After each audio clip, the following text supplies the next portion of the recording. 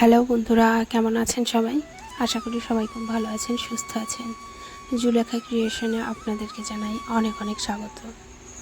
ওই যে সাইকেলটা ছেলের জন্য কিনে আনা হয়েছিল, সেই সাইকেলটাই আজকে এই যে এইসব প্যাকেটগুলো খোলা হচ্ছে।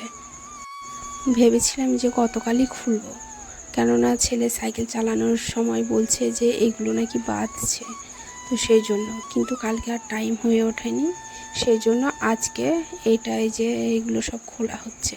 তো চলুন তাড়াতাড়ি এগুলো খুলে নেওয়া যাক। ছেলে তো ছটফট করছে কখন সাইকেলটা ঠিক করে এগুলো সব খুলে দেওয়া হবে, ও একটু চালাবে।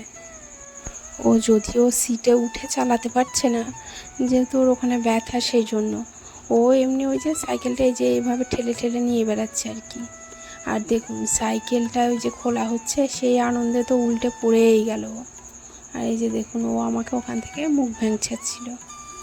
চলুন, চলে এসেছি আবার সংসারের কাজে হাত দিতে হবে, সেই জন্য। কালকে তো অনেক ধকল গেছে আর ঘরদোর নোংরাও হয়ে গেছে, কেননা মানুষজন এসেছিল, সেই জন্য।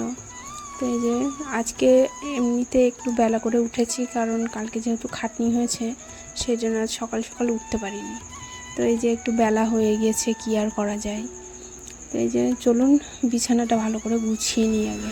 বাড়িতে কোনো অনুষ্ঠান হলে মনে হয় যেন শুধু ঘর দুয়ার না, সারা বাড়িটাই এলোমেলো হয়ে যায়। যতই সে ছোট অনুষ্ঠান হোক, কিন্তু তবুও মনে হয় যেন ঘরদোর পুরো নোংরা হয়ে যায়। অনুষ্ঠানের আগে যেমন ঘরদোর সব পরিষ্কার করতে হয়, তেমনি ঠিক ওই অনুষ্ঠান শেষেও পরিষ্কার করতেই হবে।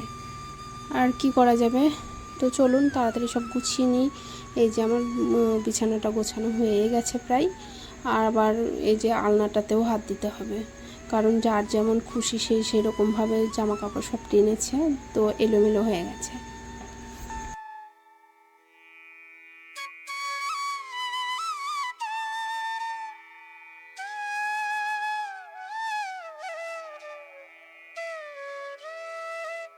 এইদিকে একটু গোছগাছ করার পরে যাব দুটো থালাবাটি মাজতে, কেননা কালকের যেসব থালা বাসনগুলো সেগুলো আর বিকালবেলা মাজা হয়নি, মানে সন্ধ্যা হয়ে গিয়েছিলো বলে, তো তখন আর মাজা হয়নি। তো এখন মাজবো, যেহেতু অনেক থালা বাসন জমে গেছে, সেই জন্য মনে হচ্ছে যেন ভয় ভয় লাগছে আর কি।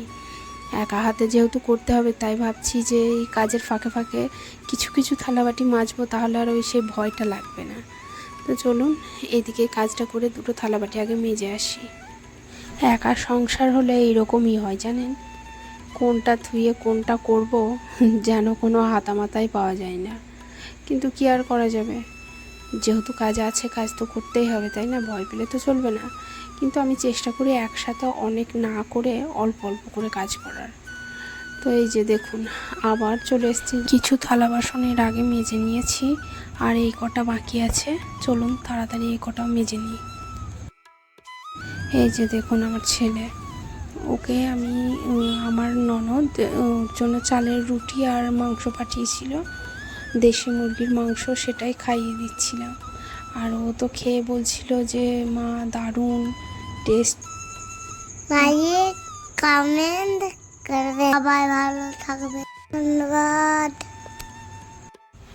ভিডিওটি ভালো লাগলে একটি লাইক, কমেন্ট এবং শেয়ার করে দেবেন। ধন্যবাদ।